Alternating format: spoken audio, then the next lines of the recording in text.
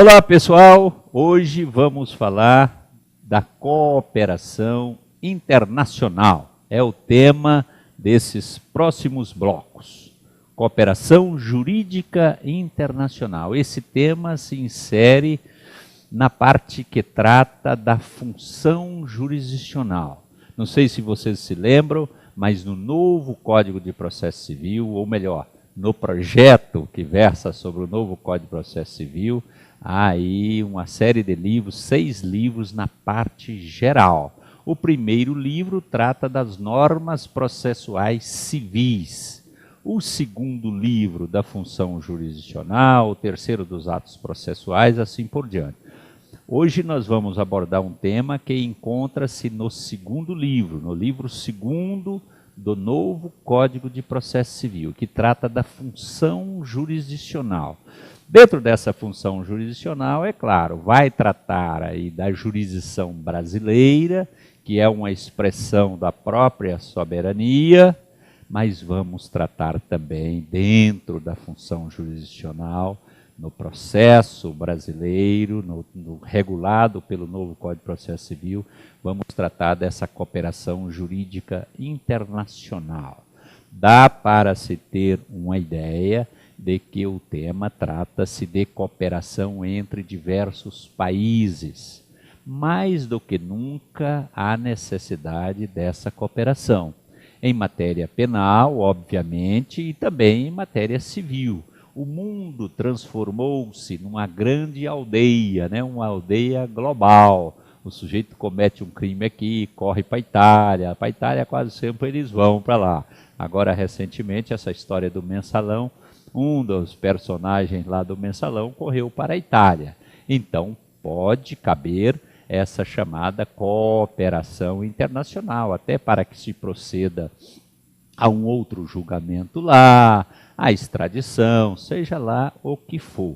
Nesse tema, cooperação jurídica internacional, não é novo. Ele é novo para o novo Código de Processo Civil. É um tema abordado em tratados internacionais e abordado também no manual do Ministério da Justiça. Basta você acessar o site do Ministério da Justiça e verificará que lá se encontram as regras para o cumprimento dessa cooperação jurídica internacional. O que tem de novidade é que agora está previsto, ou está prevista no novo Código de Processo Civil, que por si só já denota a importância dessa cooperação. E não só matéria penal, é claro, os tratados internacionais prevêem também o cumprimento de atos jurisdicionais no âmbito civil, envolvendo, por exemplo, alimentos, envolvendo citação, cumprimento de carta rogatória, com os mais diversos conteúdos. E ainda que não haja tratado, pode essa cooperação ocorrer de acordo com o princípio da reciprocidade. Se um dado país atende a um pedido nosso, então nós também vamos atendê-lo, devemos tratar igualmente. Tal como nos tratam, nós vamos tratá-los. Então, se cumpre um ato jurisdicional lá no seu país, quando houver um pedido para o Brasil também vai obedecer a essa reciprocidade. Bem, vamos aqui fazer a leitura, uma leitura sistematizada do novo Código de Processo Civil, no que diz respeito à cooperação jurídica internacional.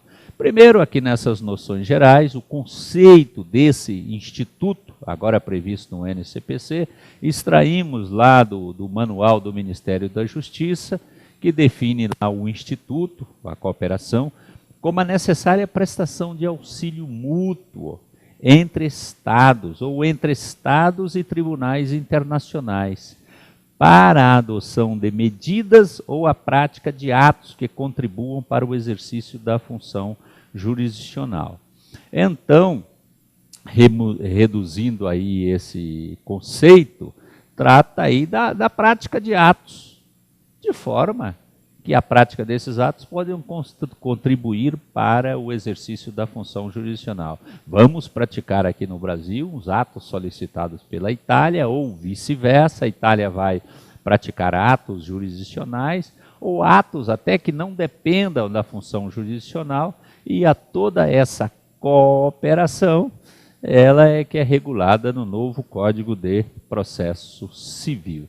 As fontes, hoje regulado no NCPC, mas é sobretudo os tratados internacionais do qual o Brasil seja signatário. Interessa a nós, obviamente, a cooperação internacional que envolva o Brasil, ou porque nós somos sujeitos passivos, nós cumprimos o que nos pedem, ou nós somos ativos, ou seja, nós solicitamos essa cooperação a um país estrangeiro. Então, baseado sempre no tratado internacional ou no princípio da reciprocidade. Isso é a previsão do novo CPC. Citamos aí um dispositivo do novo CPC e vale a pena a leitura desse dispositivo. Artigo 26, vamos lá. Aí, capítulo 2 do livro 2º, capítulo 2º do livro 2º da Cooperação Internacional.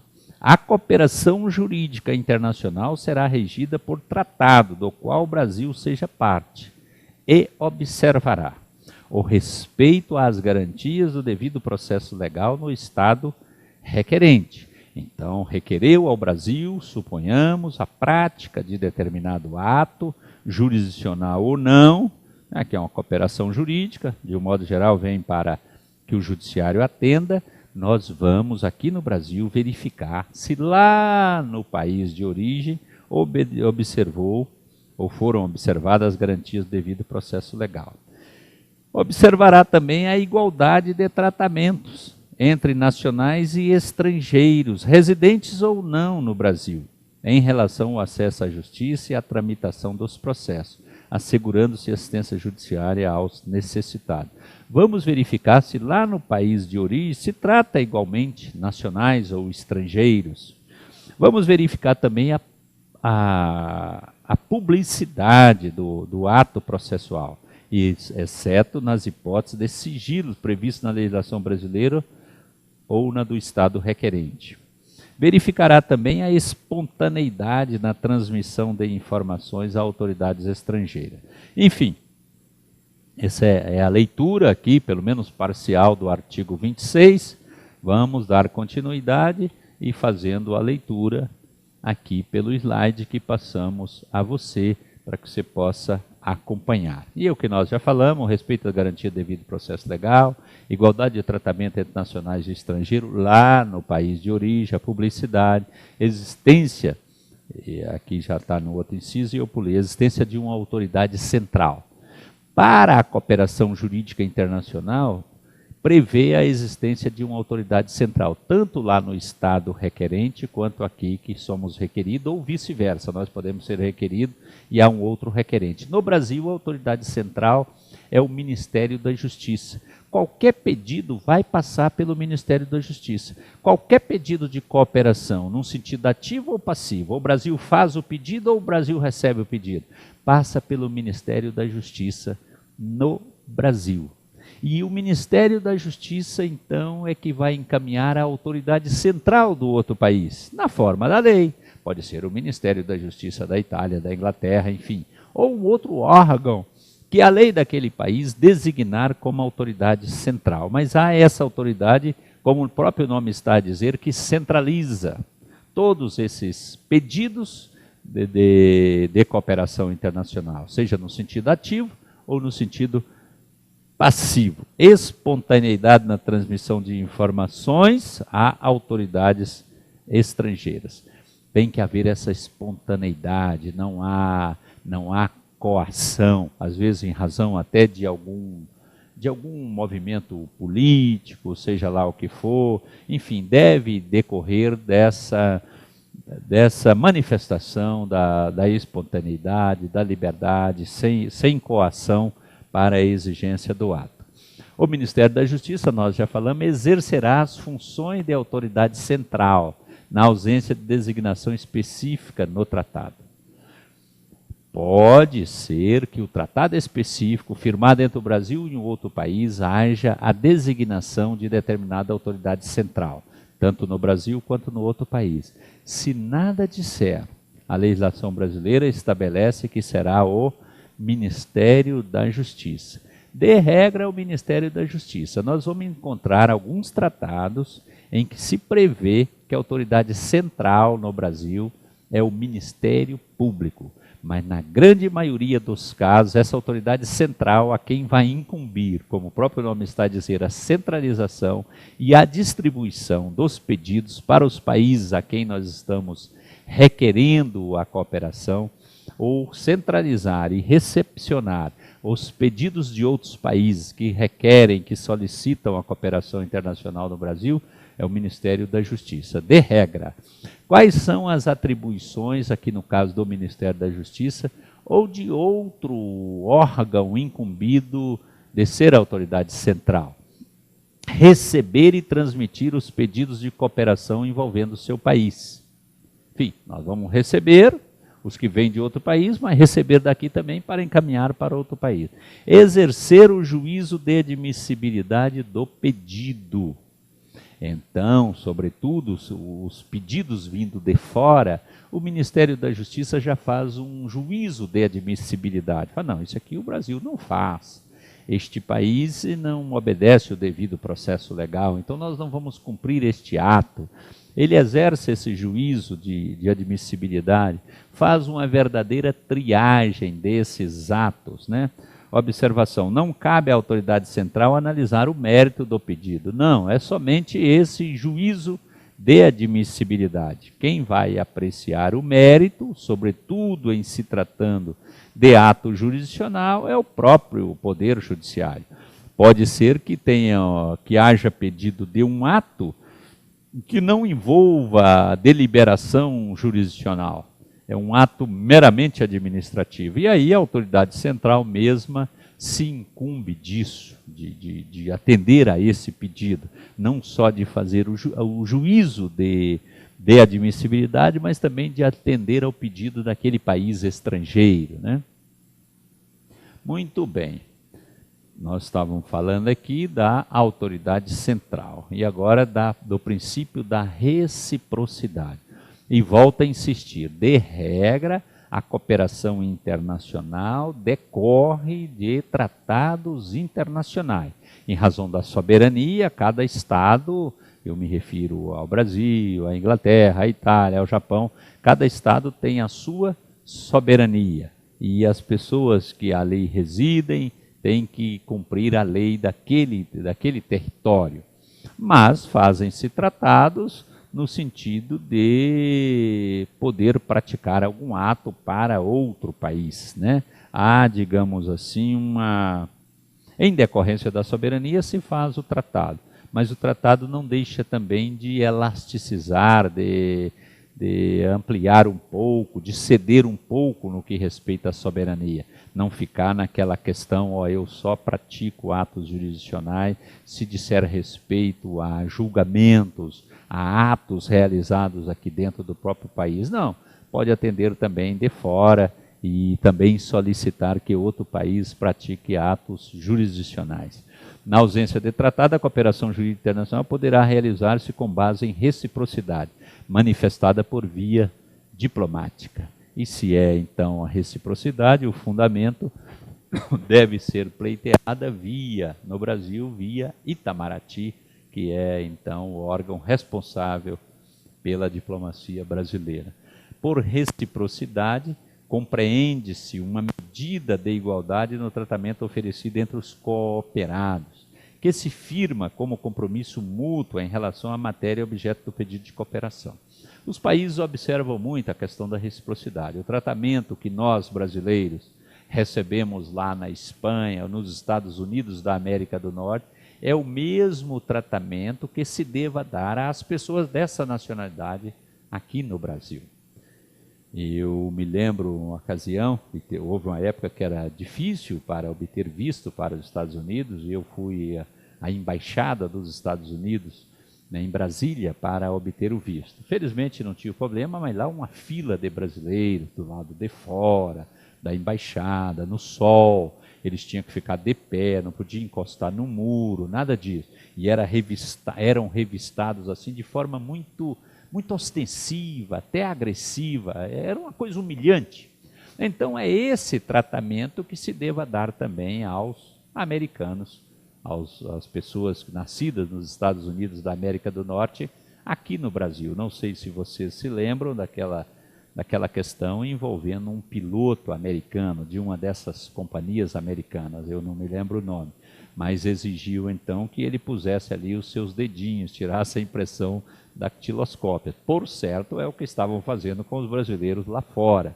Se exigem visto de nós para que os brasileiros vão comprar em Miami, deve-se exigir, e de fato exige, visto dos americanos para virem para as praias brasileiras.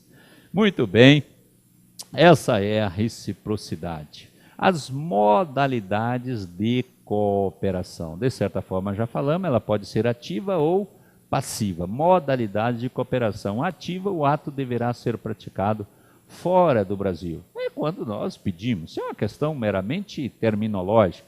O pedido é emanado de autoridade judiciária brasileira e encaminhado ao Estado pela autoridade central.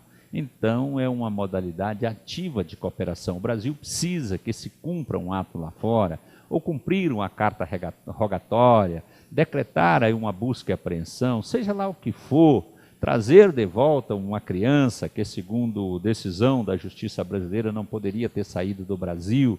Então, se por meio da autoridade central, e não havendo tratado, a autoridade central, o Ministério da Justiça, se pleiteia que esse outro país, um país estrangeiro, cumpra este ato para nós, para que possa haver a efetiva prestação jurisdicional.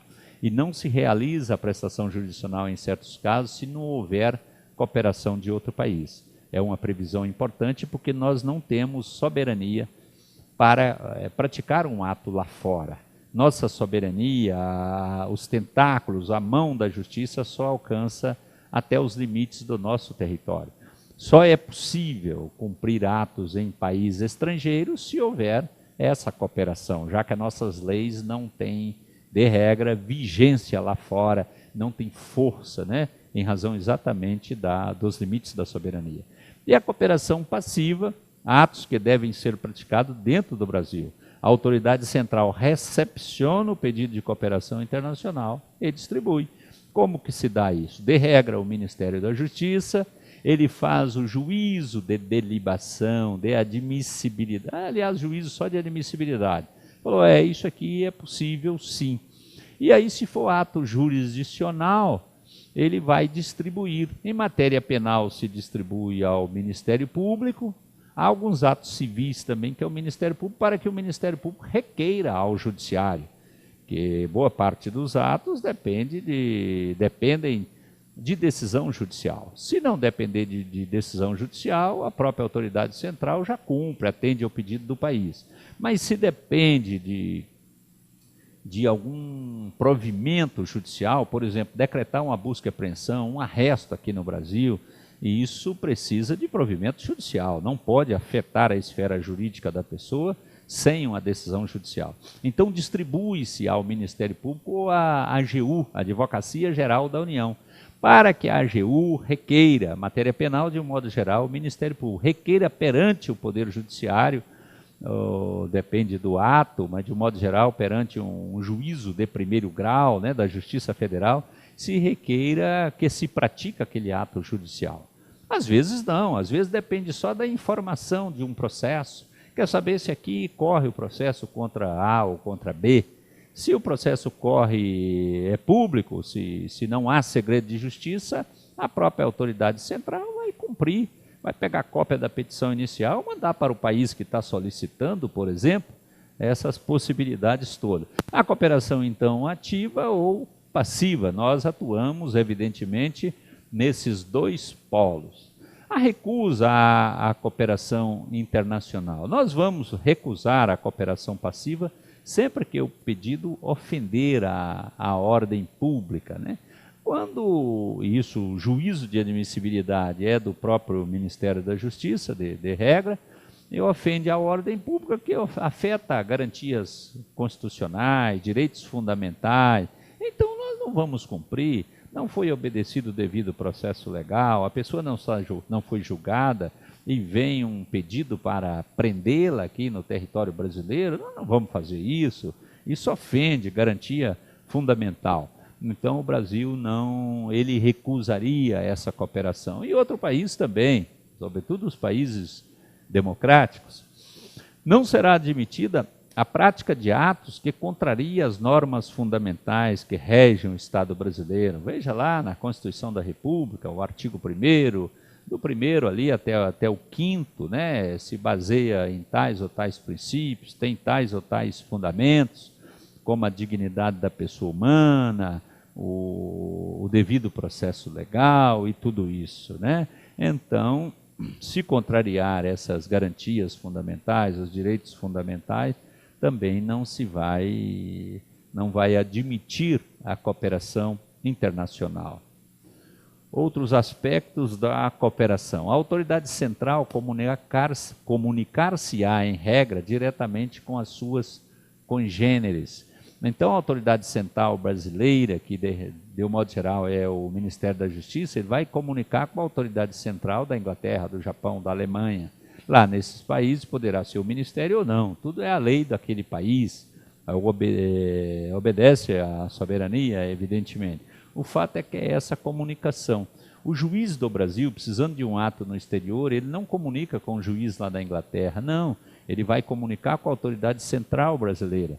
Mas a autoridade central brasileira não vai comunicar com o juiz lá da Inglaterra, vai comunicar com a autoridade central lá da Inglaterra. Elas comunicam entre si, isso é a previsão na lei. Já era assim, foi assim, mas agora é regulado de forma até minudente no novo CPC. Voltando aqui ao novo CPC, eu estou aqui, você veja bem, ó. Esses regramentos começam no artigo 26 e nós vamos 26 até sobre cooperação jurídica internacional. Do 26 ao 41. Do 26 ao 41 nós temos 16 artigos tratando desse tema. Isso é muito, muito relevante.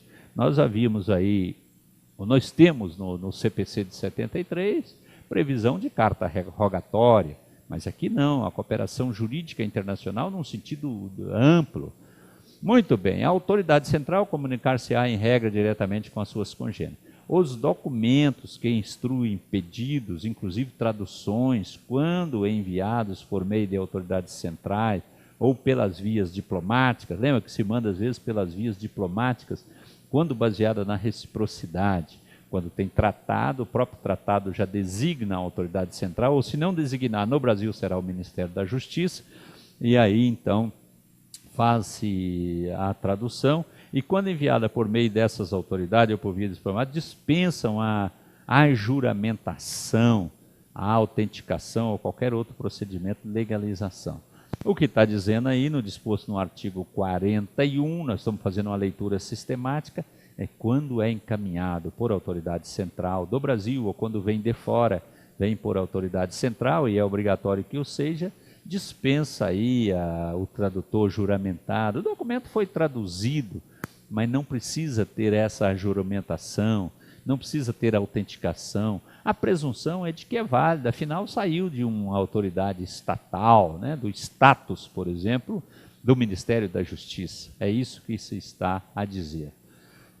O reconhecimento da autenticidade de documentos dessa forma, no entanto, pode ficar sujeito ao princípio da reciprocidade de tratamento. O princípio da reciprocidade é muito importante. Se o país que deva prestar uma cooperação para o Brasil não aceita essa forma, quer que passa aqui pelo consulado daquele país, para dar autenticidade ao documento, nós vamos exigir o mesmo. Se vier de lá para nós cumprirmos um determinado ato, nós vamos querer, se veio lá dos Estados Unidos da América do Norte e está exigindo de nós que passe pela embaixada ou pelo consulado americano aqui no Brasil, nós vamos exigir que também aquele ato passe pelo consulado brasileiro lá nos Estados Unidos. Estou citando Estados Unidos só a título de exemplo. A reciprocidade, nós vamos tratar tal como nos tratam, é assim. O pedido de cooperação oriundo de autoridade brasileira competente e os seus documentos anexos deve estar acompanhado de tradução para a língua oficial do Estado requerido. É assim mesmo, sempre foi assim. Se eu vou solicitar que o Japão cumpra um determinado ato, que o Japão coopere com um ato jurisdicional, nós temos que traduzir todos os documentos, né, para a língua do país destinatário. Vamos traduzir, então, e remeter para lá. Muito bem, pessoal. Formas de cooperação internacional.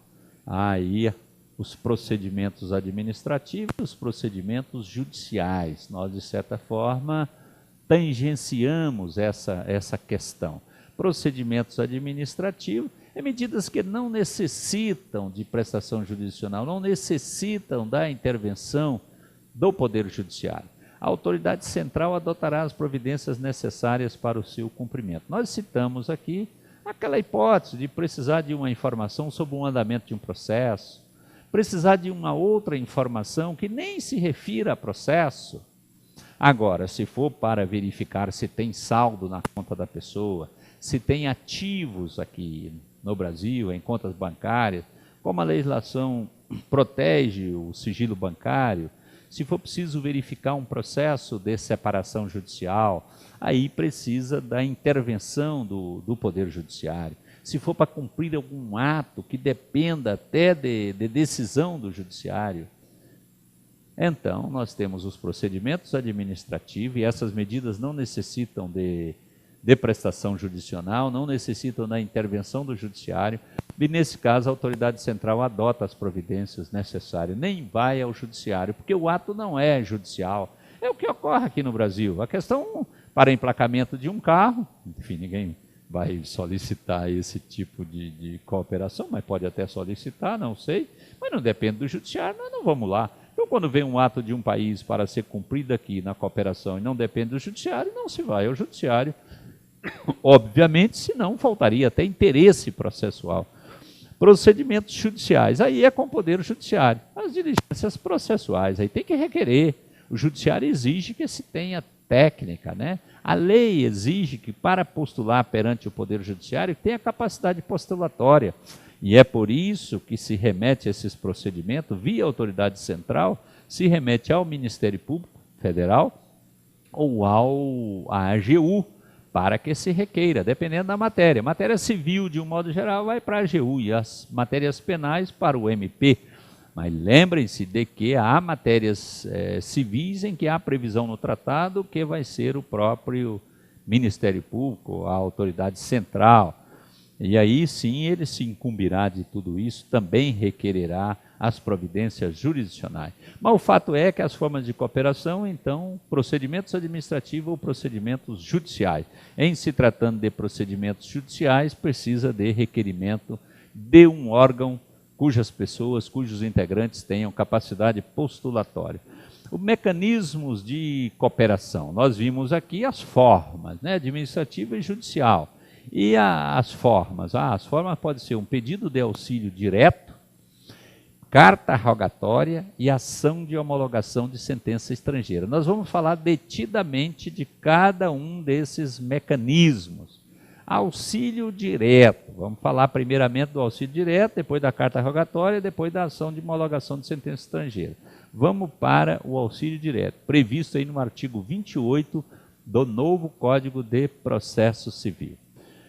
E aqui o conceito de auxílio direto. Por meio do auxílio direto, o Estado requerente solicita que um outro Estado estrangeiro profira um ato jurisdicional, que pode refletir em provimento administrativo pela autoridade central ou judicial. Faz-se juízo de mérito do pedido do Estado requerido. Vamos tentar nos slides seguintes esmiuçar isso.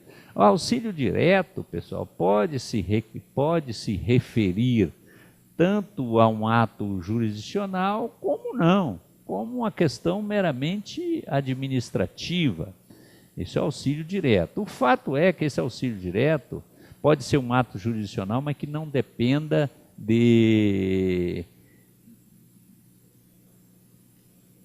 dependa, vou explicar melhor, não dependa de decisão do país requerente, não.